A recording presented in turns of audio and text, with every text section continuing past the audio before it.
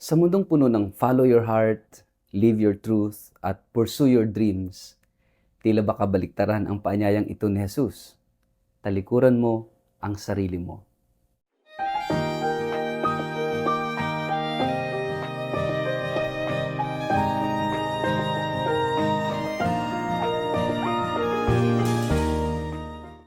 Ang mabuting balita ng Panginoon ayon kay San Lucas.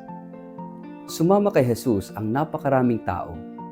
Humarap siya sa kanila at kanyang sinabi, "Hindi maaaring maging alagad ko ang sinumang umiibig sa kanyang ama at ina, asawa at mga anak, mga kapatid at maging sa sarili niyang buhay, nang higit sa akin. Ang hindi magpasa ng sarili niyang krus at sumunod sa akin, ay hindi maaaring maging alagad ko. Kung ang isa sa inyo ay nagbabalak na magtayo ng tore, hindi ba siya uupo muna upang magplano at kwentahin kung magkano ang magagastos niya upang matiyak kung may sapat siyang pera para maipatapos ang kanyang ipapatayo? Baka matapos mailagay ang mga pundasyon, ay hindi naman mayari ang tore. Siya'y kukutyain lamang ng lahat ng makakakita niyon. Sasabihin nila, ang taong ito'y nagsimulang magtayo ngunit hindi naman naipatapos. O sinong hari na makikipagdigma sa kapwa-hari ang hindi muna mauupo upang pag-aralang mabuti kung kaya niya, gamit ang 10,000 niyang kawal na sumagupa sa kalaban na may 20,000 kawal. At kung hindi niya kaya, malayo pa ang kalaban, ay magsusugo na siya ng mga kinatawan upang makipagkasundo. Gayon din naman, hindi maaaring maging alagad ko ang sinuman kung hindi niya tatalikuran ang lahat sa kanyang buhay. Ang mabuting balita ng Panginoon. Word of the day, hear what God has to say.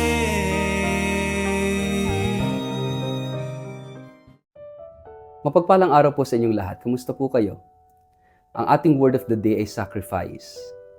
Sa ebanghelyo natin ngayon mula sa ebanghelyo ni San Lucas, tila nakakagulat, nakakasakit pa nga ang mga salitang binitiwan ni Jesus. Hindi ito ang karaniwang panawagan na inaasahan natin mula sa isang guro ng pag-ibig.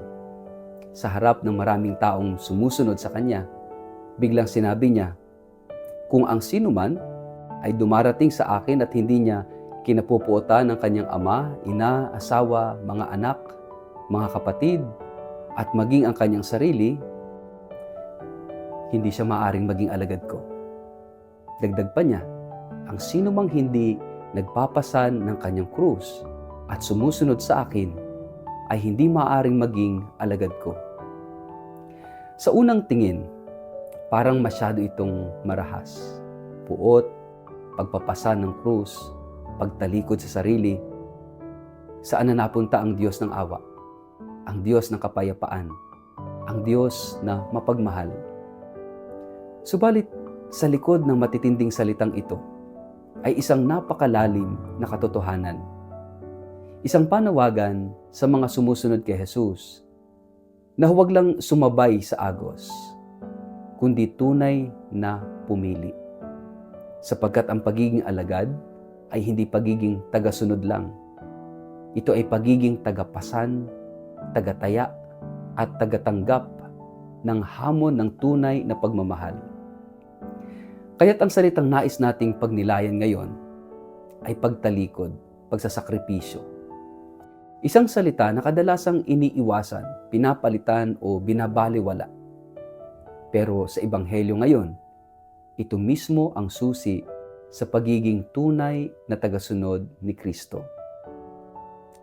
Ang pagsasakripisyo at pagtalikod sa sarili ay hindi simpleng pag-iwan. Hindi ito pagtakas. Ang pagtalikod na tinutukoy ni Jesus ay hindi paglayo mula sa pag-ibig, kundi pagtanggi sa lahat ng humahadlang sa tunay na pag-ibig. Ito ay isang panloob na desisyon na magsabi, higit pa sa anumang ugnayan, ambisyon o kagustuhan ko, pipiliin ko ang Diyos. Sa mundo na puno ng follow your heart, live your truth, at pursue your dreams, tila ba kabaliktaran ang paanyayang ito ni Jesus. Talikuran mo ang sarili mo. At totoo naman, mahirap. Sapagkat lahat tayo ay may mga pangarap, plano, at hangaring personal. Lahat tayo ay may mga mahal sa buhay na hindi madaling isantabi.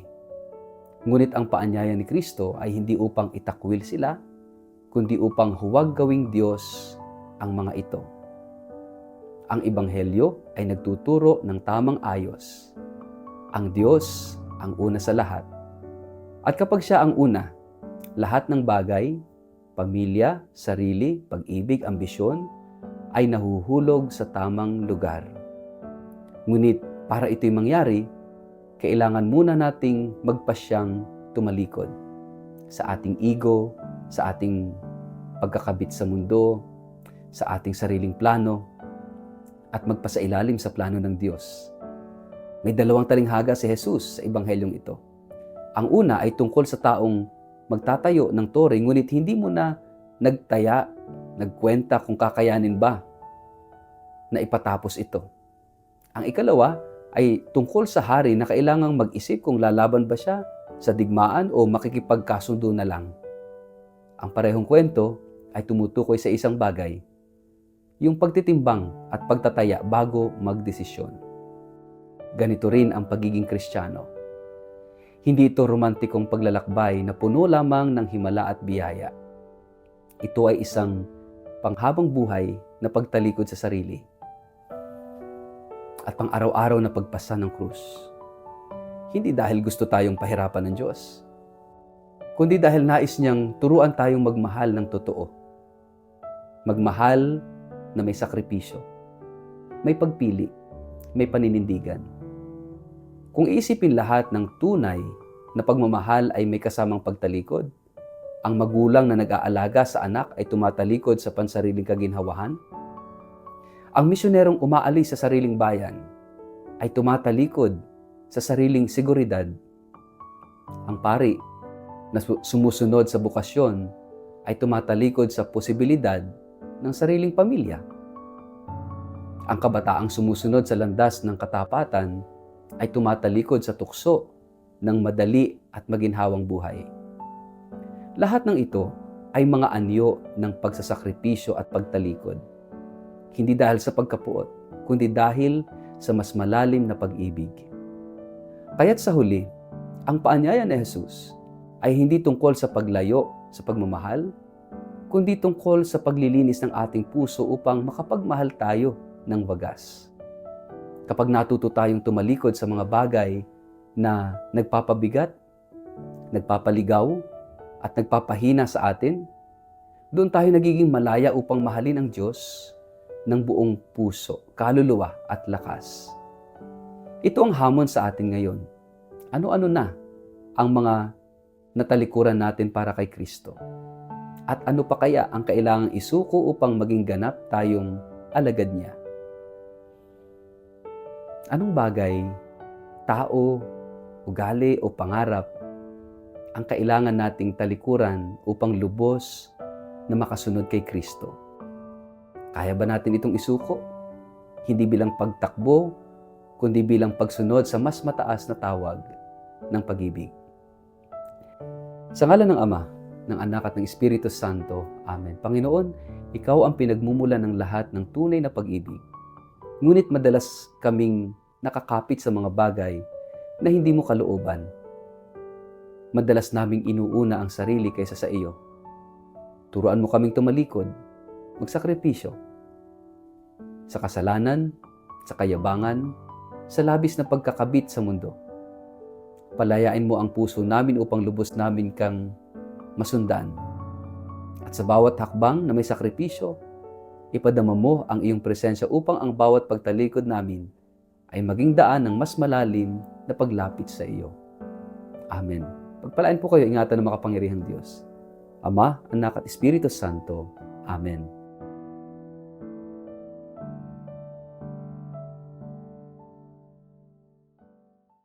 Inaanyayahan ko po ang lahat ng mga deboto ng banal na mukha ni Jesus Sa ika-11 anibersaryo ng pagkakaluklok ng banal na mukha ni Jesus sa darating na September 16, 2025 dito po sa Shrine of the Holy Face of Jesus sa Nampicuan, Nueva Ecija. Magsisimula po ang ating pagdiriwang sa prosesyon sa ika-6 ng umaga.